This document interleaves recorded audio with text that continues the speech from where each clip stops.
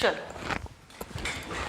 Let's move to section 12.6 resistance of a system of resistors. ठीक, जो अपने पास registers हैं, याद है कैसे बना रहे थे? ठीक, रजिस्टर्स नॉट रियोस्टेट। रियोस्टेट क्या था? रियोस्टेट क्या चीज़ थी?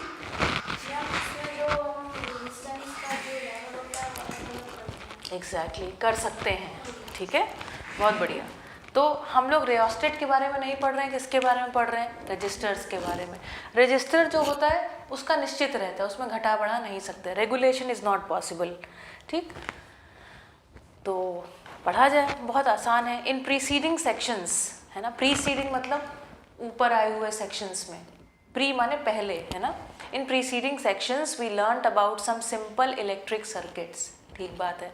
We have noticed how the current through a conductor depends upon its resistance and the potential difference across its end. तो कह रहा है कि भाई किसी जो कंडक्टर में जो इलेक्ट्रिसिटी फ्लो कर रही है ना, उस वो किस पर निर्भर है? तो एक तो कंडक्टर पर, है ना, या कंडक्टर जो रेजिस्टेंस ऑफर करता है ना। और मूल रूप से इलेक्ट्रिसिटी कब चलती है? जब दो पॉइंट्स के बीच में क्या होता है? पोटेंशियल डिफरेंस होता है। मान लो अरीजा, अगर यहाँ पर 5 वोल्ट, यहाँ पर भी 5 वोल्ट, तो क्या कोई इसमें इलेक्ट्रिसिटी फ्लो होगी? The answer is no. The answer is no. Very important question. ठीक, इसलिए एक बड़ा और एक छोटा वाला इस तरीके से बैटरी में हिस्सा रहता है। इसका मतलब एक हिस्से का पोटेंशियल थोड़ा ज़्यादा और एक का थोड़ा कम है, तभी बैटरी में इलेक्ट्रिसिटी फ्लो होगी। क्लियर है? और फ्लो कैसे होती है? अधिक से कम की तरफ। ठीक, याद रखना भी आसान है, ये अधिक है और ये कम है। ठीक, ये मैंने पॉइंट तब भी बोला था ना, किताब में लिखा था, पर अभी इसको याद रखना भी आसान है। तो अगर हमने एक ऐसी चीज़ बना दी, ये है ना, तो डायग्राम बनाने में कभी ये गलती ना हो जाए। ये गलती हो गई मतलब क्या? मार्क्स तो कट जाएंगे, लेकिन ये गलती हो गई मतलब अगर दोनों लाइनें सेम, मतलब इन दोनों का पोटेंशियल क्या है? सेम है।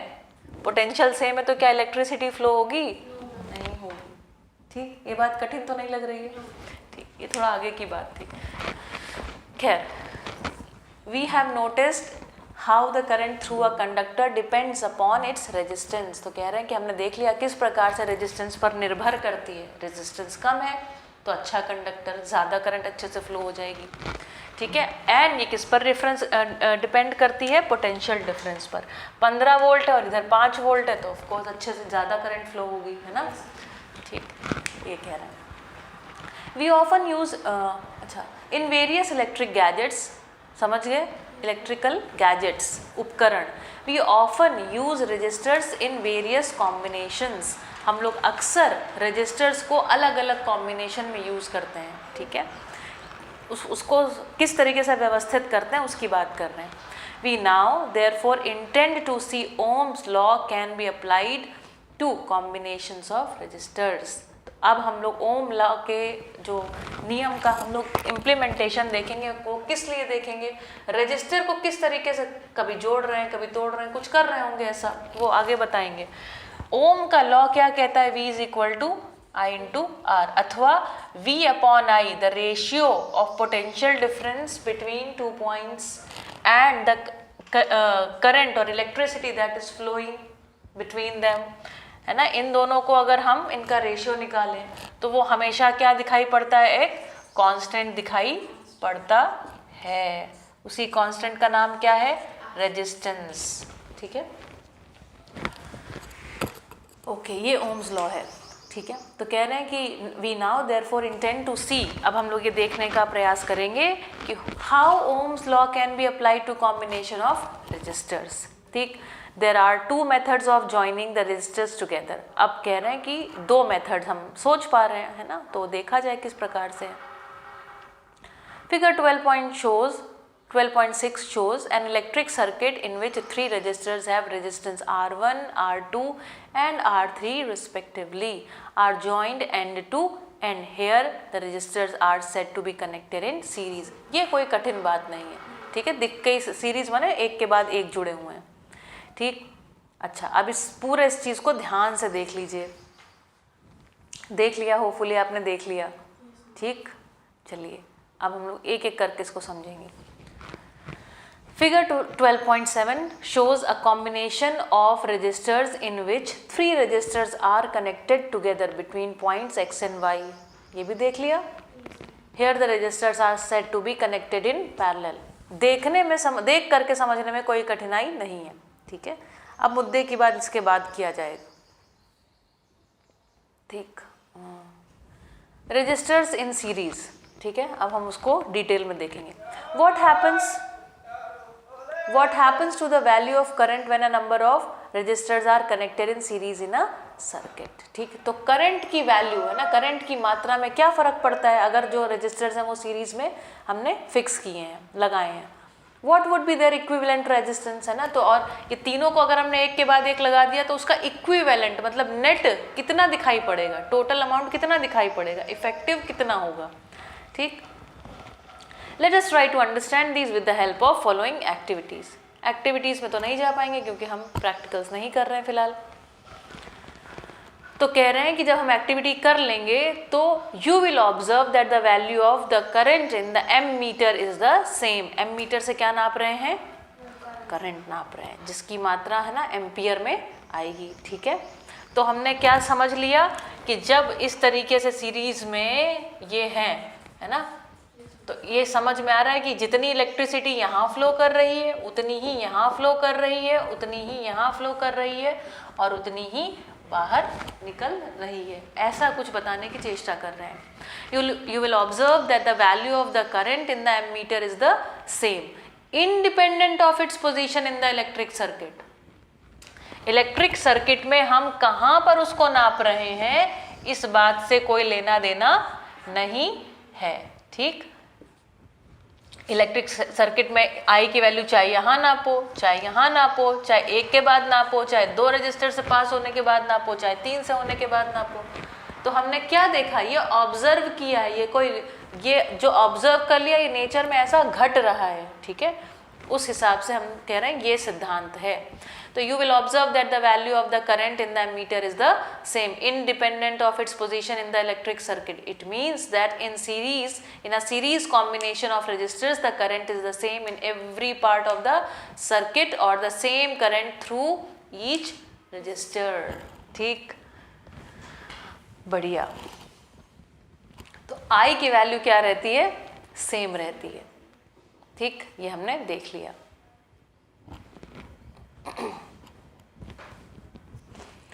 आगे देखते हैं. You will observe that the potential difference V is equal to the sum of potential difference V1, V2 and V3. और इस तरीके से हम लोगों ने अब क्या किया, वोल्टेज को नापा. वोल्टेज को नापने पे क्या पता चला कि जो you will observe that the potential difference, ये जो बैटरी का यहाँ पर जो potential difference V था, ठीक, ये क्या है, देखो इसको थोड़ा समझ लेते हैं. एक्टिविटी में फिगर 12.8 में देखो जो 3 पॉइंट्स लिखे हुए हैं. ठीक है. Plug the key and measure the potential difference across the first resistor. तो यहाँ पर हमने इन दोनों पॉइंट के बीच का वोल्टेज मापा. किससे मापा? वोल्ट मीटर से. ठीक. तो मान लो कुछ निकल के आया V1. फिर इसके शुरुआत और इसके आखिर में इन दोनों पॉइंट पे माप के देखा तो क्या निकल के आया? V2. इन दोनों पॉइंट यहाँ पर माप के देखा तो क्या निकल के आया? मान लो V3. लेकिन ऑब्जर्व किया, मान लो यहाँ पर पोटेंशियल डिफरेंस 10 था, है ना, तो यहाँ देखा यहाँ 2 है, यहाँ 3 है और यहाँ पर 5 है. तो हमने कहा अरे ये क्या हुआ? तो इसका मतलब हमने ये देख लिया V बराबर V1 plus V2 plus V3. ये हमने ऑब्जर्व किया है, कोई सूत्र नहीं बना लिया है. ठीक है. ऑब्जर्व किया तो पता चला अरे ये तो ऐसा निकल रहा है. ठीक है. और क्या ऑब्जर्व कर लिया कि I की वैल्यू कहीं पे भी नापो तो क्या हो रही है? सेम रह रही है. ठीक. ये 2 पॉइंट्स हैं. अभी आपको इसको नोट्स में लिखना होगा. ठीक है. इन the electric circuit shown in figure 12.8 let capital I be the current through the circuit. The current through each resistor is also I. It is possible to replace 3 resistors joined in series by an equivalent single resistor of resistance R such that the potential difference V across it and the current I through the circuit remains the same. Applying the Ohm's law to the entire circuit, V बराबर IR, V1 बराबर IR1 ब्ला ब्ला ब्ला. इसको मैं आपको करके दिखाती हूँ.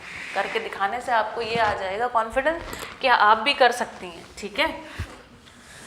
चलो तो हमने जब वोल्ट मीटर और एमीटर की सहायता से चेक किया तो हमने क्या समझ लिया, दो बातें समझ में आई कि जो यहाँ जो ये जो बैटरी हमने लगाई थी इसका पोटेंशियल डिफरेंस V था, है ना। और जब हमने इस रेजिस्टेंस के शुरुआत में और आखिरी में यहाँ पे चेक किया तो हमको क्या समझ में आया, पोटेंशियल कुछ V1 आया, है ना।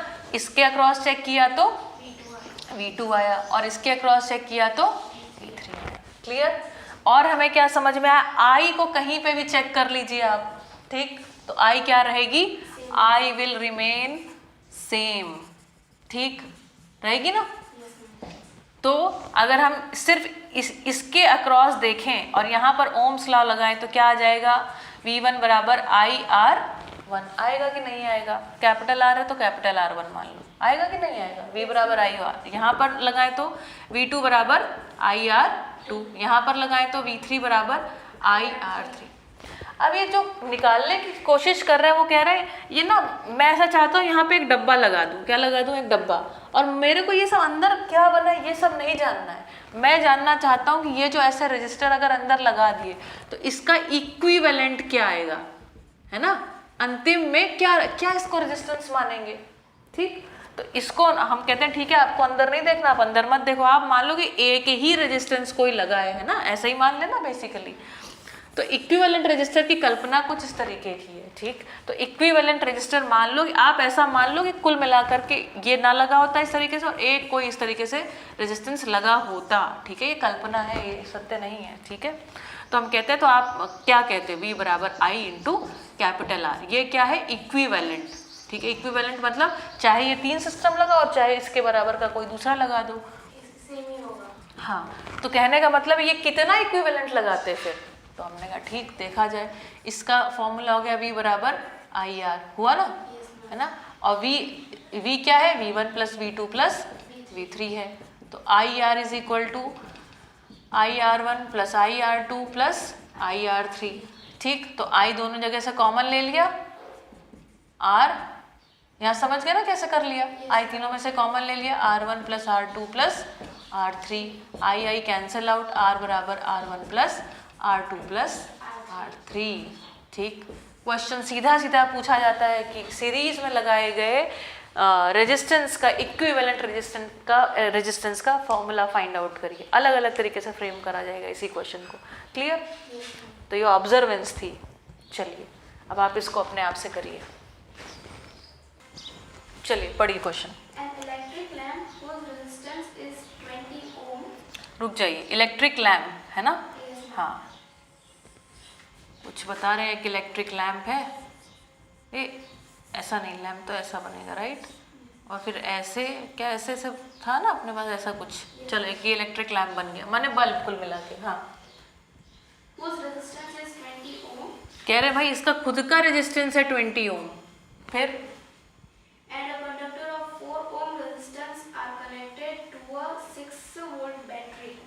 एक कंडक्टर, ये जो कंडक्टर है इसका रेजिस्टेंस कितना है खुद का, 4 ओम बोला ना, हाँ 4 ओम है, ठीक। ये किससे कनेक्टेड है, बैटरी से कनेक्टेड है, जिसका पोटेंशियल डिफरेंस कितना है, 6 वोल्ट है, ठीक। अब क्या करना है, टोटल रेजिस्टेंस मतलब ये टोटल रेजिस्टेंस है ना, हाँ, फिर B the current through the circuit, और करंट कितनी फ्लो हो रही है, तो कैसा लिखेंगे, the lamp and the conductor, है ना, बोथ आर इन सीरीज, है ना, both are in series, series आगे लिखिएगा, सीरीज कनेक्शन ऑफ रेजिस्टेंस, ऐसा सब लिख दीजिएगा, ठीक। तो इसमें हमें क्या समझ में आता है, यहाँ पर V will be equal to V1 plus V2, ठीक। दूसरी बात समझ में आती है, I रिमेन्स सेम। तीसरी बात क्या समझ में आती है, R बराबर R1 प्लस, ठीक।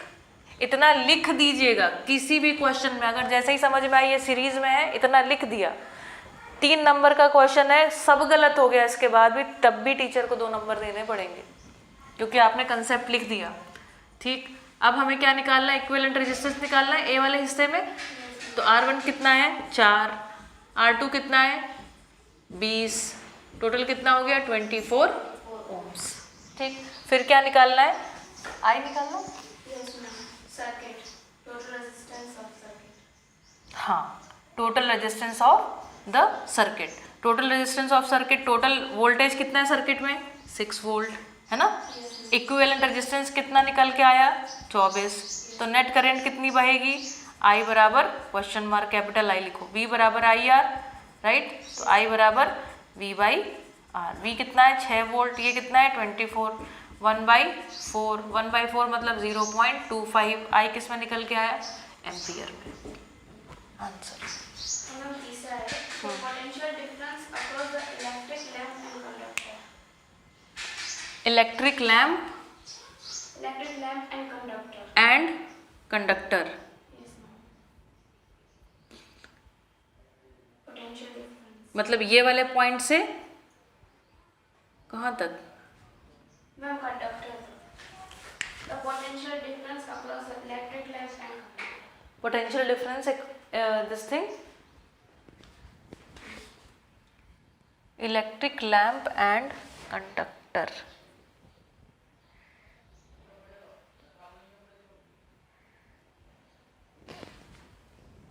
चलिए क्वेश्चन पढ़िए फिर से, the potential difference Across the electric lamp and conductor.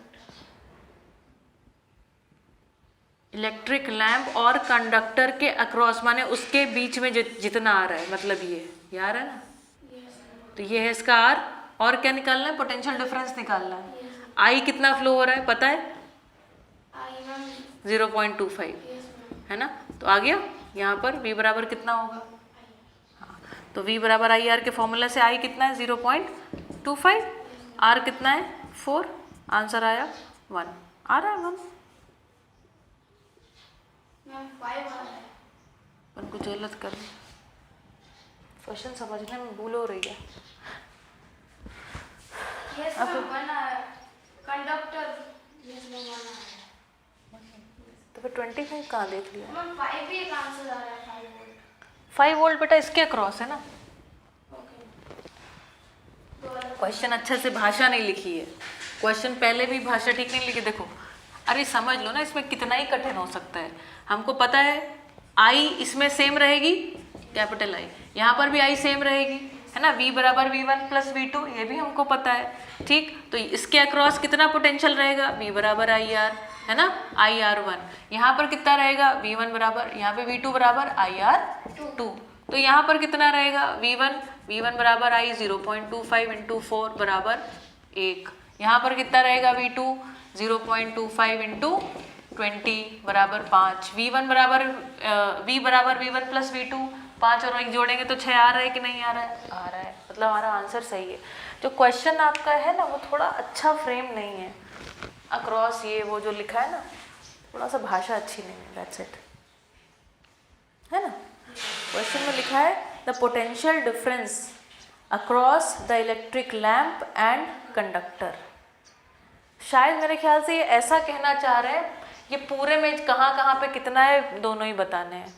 ठीक है, चलो ठीक, इसको मेरे ख्याल से करने की भी ज़रूरत नहीं है क्या। ठीक है, घर पे कर लीजिएगा, थोड़ा सा पढ़ा दे, फिर इसके बाद आपको टाइम मिलेगा तब कर लीजिएगा। चलो अगला क्वेश्चन आपके ऊपर छोड़ दें करने के लिए, है अगला क्वेश्चन? नहीं, अरे बस इतना ही है। चलो रजिस्टर्स इन पैरेलल। ठीक, तो चलो पढ़ते हैं रजिस्टर्स इन पैरेलल।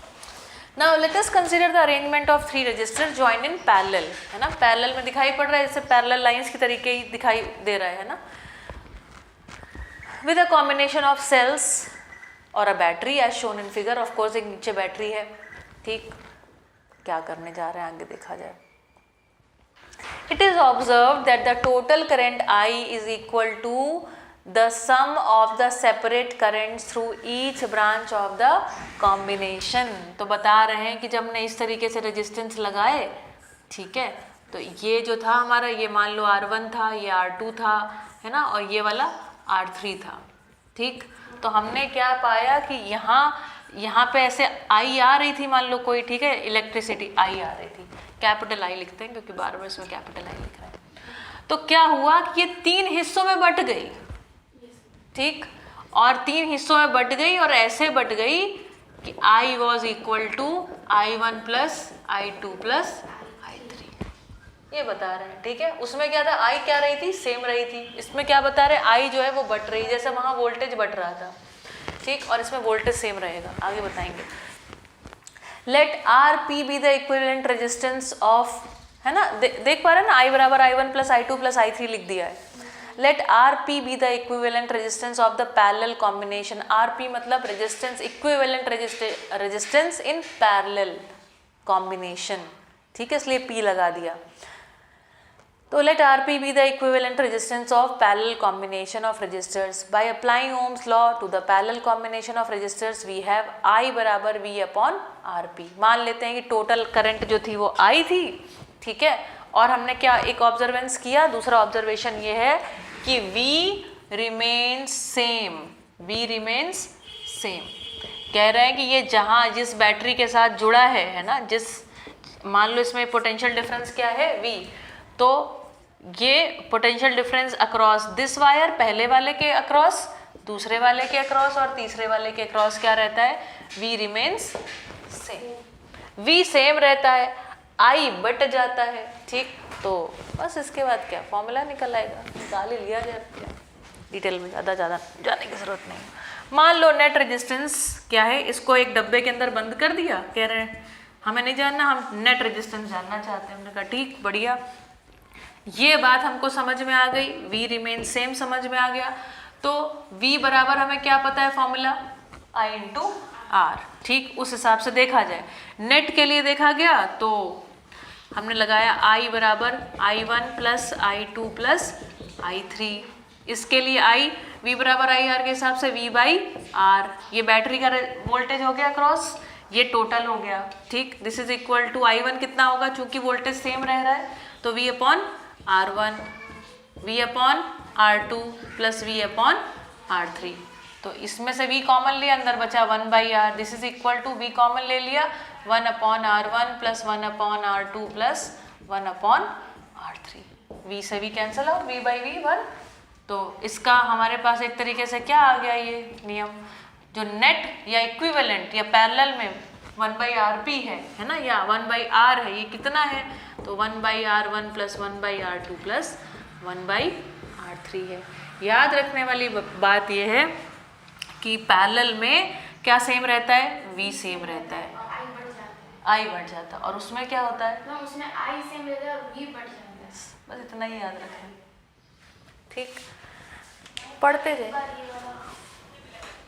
V बराबर IR, कुछ नहीं, इसको एक बार आपको हाथ से लिखना पड़ेगा, दैट्स इट। I बराबर I1 plus I2 plus I3, V remains the same, तो ये V बाई R होगा, ये V बाई R1, ये होगा, ठीक। इसमें से V कॉमन लिया, अंदर बचा 1 बाई R, बचा, इन सब में से V कॉमन ले लिया, हाँ, तो यहाँ पे V बाहर bracket 1 by R1 1 by R2 plus 1 by R3, ठीक। अब ये जो V है यहाँ पर, ये मल्टीप्लीकेशन में यहाँ आएगा, डिवीजन में हो जाएगा, V 1 जा V बट गया, 1 by R is equal to 1 by R1 plus 1 by R2 plus 1 by R3, clear, खत्म, इस टॉपिक इज ओवर। देखिए, भले आपको थोड़ा कठिन लग रहा हो, पर ये टॉपिक कितने क्वेश्चन है, 12.8 एंड 12.9, ठीक। अब आप इसको अपने आप से करिए, पैरेलल वाले को भी, दोनों पॉइंट्स। चलो क्वेश्चन पढ़ते हैं, क्या कह रहा है क्वेश्चन, और देखिए मैं कैसे अटेम्प्ट कर रही हूँ question. In the circuit diagram given in figure 12.10, suppose the resistance R1, R2 and R3 has a value of 5 ohms, 10 ohms and 30 ohms. एक मिनट, देखो एक ही डायग्राम हमने बना लिया, ठीक। ये अपने पास क्या है, R1 बराबर कितना दिया है, 5 ohms. 5 ohms, ठीक। ये R2 बराबर कितना दिया है, 10 ohms, फिर 30 ohms. R2 बराबर R3 बराबर 30, फिर क्या बता रहा है, और क्या बताया, बैटरी कितने है, मैम बैटरी 12 वोल्ट. 12 वोल्ट की बैटरी है, ठीक। यहाँ पर I आएगी, देखते जाइए, इतना बन गया ना ये सब, फिर बचेगा क्या, ठीक। इसमें भी अपने पास ये पोटेंशियल यहाँ से लेके यहाँ तक कितना डिफरेंस रहेगा, हर जगह सेम रहेगा। इतना बन गया। पढ़िए क्वेश्चन आगे। Calculate the current through each resistor.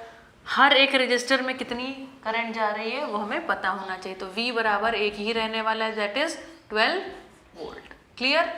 ठीक, हर रजिस्टर में कितनी करंट जा रही है, तो I1 बराबर क्या होगा, V बाई R1।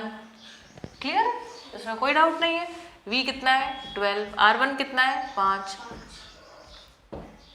ठीक, बोलो 5 2 ज़ा 10 बचा 2, डेसिमल लगाया 0 बढ़ाया 5 4 ज़ा 20। ठीक, I2 बराबर V बाई R2। V कितना है 12, R2 कितना है 10, 1.2 एम्पियर। क्लियर? I3 कितना होगा V upon R3. V upon R3। V कितना है 12. R3 कितना है 30। ठीक, तो इसको लिख सकते हैं 1.2 अपॉन 3 हो गया 0.4 एम्पियर। ठीक, कैलकुलेशन अपने आप से भी कर सकते हैं। अब बताइए इसके बाद क्या पूछ रहा है। The total current in the circuit. रुक जाइए। द टोटल करंट मतलब I बराबर I1 plus I2 plus I3। ठीक, I1 कितनी है 2.4 प्लस 1.2 प्लस 0.4, 4 2 6 और 4 10, 0 कैरी गया 1 2 और 1 3 और 1 4। ठीक, I बराबर 4 एम्पियर। फिर And the total circuit resistance. Total मतलब नेट है ना, मतलब RP ये निकालना है। किस में लगे हुए हैं ये सब, पैरेलल में। फॉर्मूला हमने अभी रट भी लिया है, right. 1/R is equal to 1/R1 plus 1/R2 plus 1/R3। इसमें कोई दिक्कत हो सकती है तो ज़्यादा से ज़्यादा ये कि कैलकुलेशन में। ठीक है, देखो मैं इसको दो तरीके से करके दिखाने वाली हूँ। अगर हम देखें पूरे सर्किट के अक्रॉस हमको क्या निकालना है, पूरे सर्किट का रेजिस्टेंस, मतलब बेसिकली ये निकालना है ना। अगर इसको एक डब्बे में बंद कर दे तो कितना हो, तो हमको पूरे सर्किट में बहने वाली I पता है, पूरे सर्किट का V पता है, इक्विवेलेंट निकल आएगा सीधा। V बराबर IR से निकल आएगा ना। V कितना है 12, I कितनी है upon 4, this is equal to 3। ठीक, इससे करके देख लिया जाए। 1/R this is equal to 1/5 plus 1/10 plus 1/30। ठीक, इसको सॉल्व करके कैसे, आपको तीनों को उससे सॉल्व करना आता है एलसीएम लेके। ठीक, 1/R इज इक्वल टू, तीनों का एलसीएम निकाला तो 30, 5 6 ज़ा 30, 6 1 ज़ा 6, 10 3 ज़ा 30, 3 1 ज़ा 3, 30 1 ज़ा 30 plus 1, 6 3 9 1 10, 10/30 this is equal to 1/3, right है ना। तो 3 को इधर मल्टीप्लाई किया, 3 1 ज़ा 3, R को इधर मल्टीप्लाई किया, R 1 ज़ा R is equal to 3। Choice आपकी, किसी भी तरीके से करके दिखा लीजिए, आंसर सेम ही आएगा। समझ में आता है तो ये बिल्कुल कठिन नहीं लगता है, मार्क्स सेम ही मिलेंगे ना, और नहीं तो क्या। मतलब वैसा नहीं कि ये छोटा है तो इसके मार्क्स। ये छोटा नहीं है, ये समझदारी है, समझदारी के भी नंबर है। ठीक, समझ में आ गया। करना है आपको ये क्वेश्चन, कर लीजिए, करिए, डिस्टर्ब ना करिएगा भाई, बैठ जाइए बस शांति से। चलो क्वेश्चन पढ़ो। If in figure 12.12 R1 is equals to 10 ohms and R2 is equals to 40 ohms, R3 is equals to 30 ohms, R4 is equals to 20 ohms, R5 is equals to 60 ohms, and a 12-volt battery is connected to the arrangement. देखिए इस question को मैं आपको explain करूंगी, आपको अपने आप आ जाएगा। ठीक,